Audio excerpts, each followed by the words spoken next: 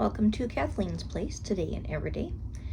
Have you noticed that in Christianity, especially, that's the one place I know best because that's how I was raised, but have you noticed that we are encouraged to rush into marriage?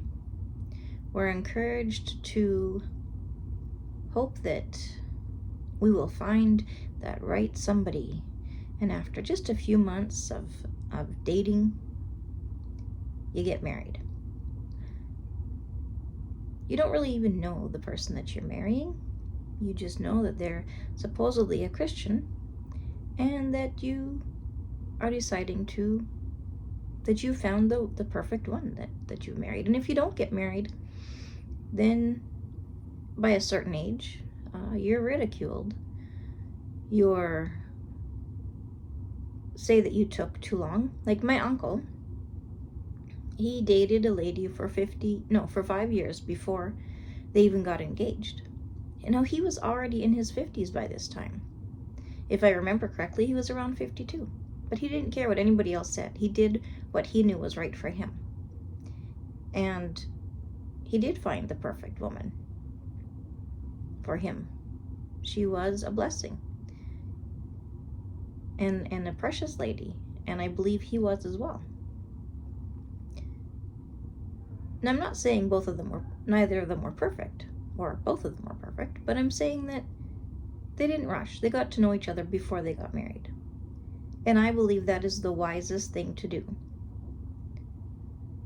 A lot of times we're encouraged to rush after 2 years. Oh, that's too long to be dating. Why is it too long to be dating?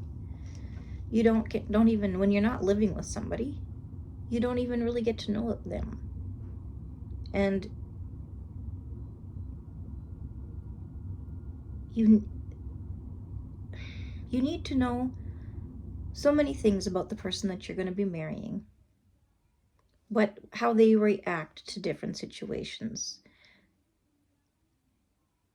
And you're not going to know that until you've been with that person for a long period of time. What their beliefs are. Are you guys okay if you disagree in some beliefs? What is it that's going to drive you guys to stay together? Are you a lady who wants to stay at home and raise your kids? And is the person that you're in love with okay with that? Are you somebody that would love to have a career and work outside of the home even when you have kids? And is the person that you're engaged to okay with that? For real. Not just saying they're okay with that, but are they really okay with that? Are you a person that maybe you don't want to have kids? That's something that you both need to be okay with. And there's so much more you need to discuss, Maybe because of the Christian theology, you think you need to marry a virgin. So you need to know that before you get married.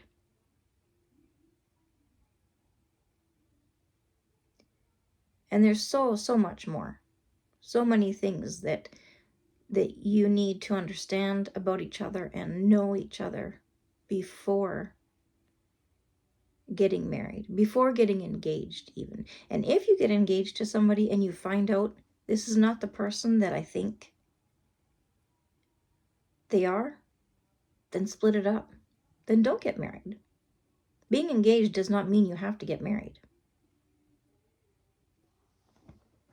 Now, my husband and I was on my internship when I met him, like I mentioned in the previous video. I was the intern and he was the student. And for 6 months, we really kind of were okay with each other, but not really. And in that video, I share, why we fell in love, why we started becoming interested in each other. But, we only really dated for 3 months, and that was in secret. because we weren't allowed to date at the Bible college. So it wasn't secret. And after that, I had to go back to Minneapolis, where I was studying in Bible school. But while being there in Mexico, when we went on our missions trip, I ended up eating something, probably the contaminated water, which would have been, they sell ice cones, snow cones, from big blocks of ice. And it's a good chance it was water that was contaminated, because you have to buy bottles of water. And you can't just drink with the tap water in Mexico. So anyhow, I got amoebas from that. And that is something that can affect your intestines. It can even affect your brain if you don't get rid of them. Now, I didn't get rid of them soon enough. So I did end up getting irritable bowel syndrome because of it. I became very sick with that. So even after going back to Minneapolis to continue studying, I ended up having to quit early and move back home with my parents.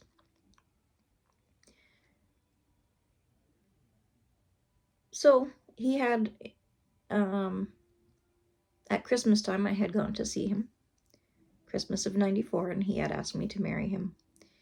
And so we got married August of '95.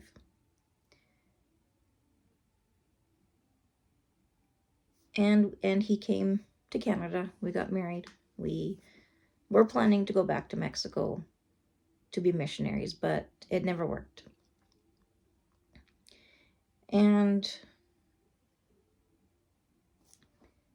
most of our relationship was through mail and through calling. Now, you can only get to know each other a certain amount that way. You can't get to know each other 100%. I mean, it's never going to be 100%, but you don't get to know each other that well through snail mail and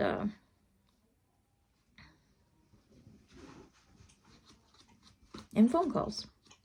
After becoming married or getting married, we were both disillusioned, and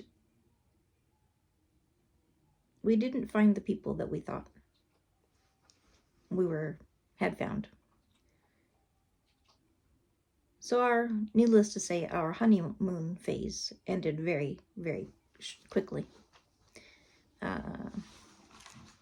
Sorry, I have my notes here because, my memory, and I'm very good at getting distracted like I'm doing now. So anyhow, I really believe that in the Christian society, and maybe there's some still in the not believing in God, society, where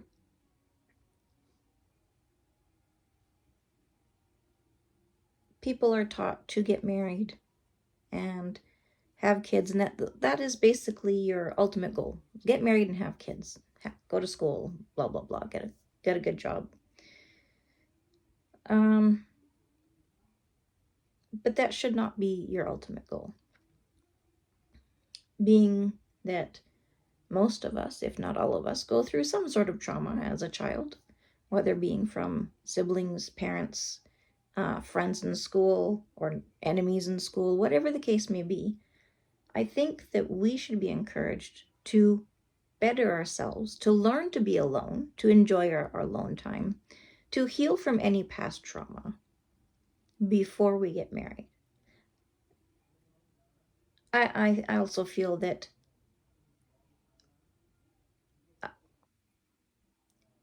the longer that you know each other before you get married and that you actually communicate, the better.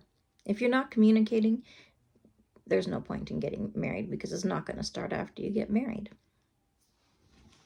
So we need to have a different mentality. Now, in Christianity, sorry this is a little bit longer. I just really feel that things need to change. And I've been listening to other ladies who are Christians, and I do listen to some that are not, but they have said, and I agree with this, and that is women in the Christian society are not very emotionally mature. And I would say that that's a lot of the men are very much the same. But we are expected to just say yes, not argue. We're expected to not say no, not question why we're being asked to do something, and just to submit without any question. And not really have feelings of our own, kind of lose ourselves. And that's not healthy. That is not the way God created us. That's not what he meant for us. That's not what he meant by us being submissive to our spouses. That's not what he meant at all. And the teaching has been wrong for so many centuries, generations, that it is just inbred in us in such a way that is unhealthy, untrue, and just wrong. So let's stop there for today.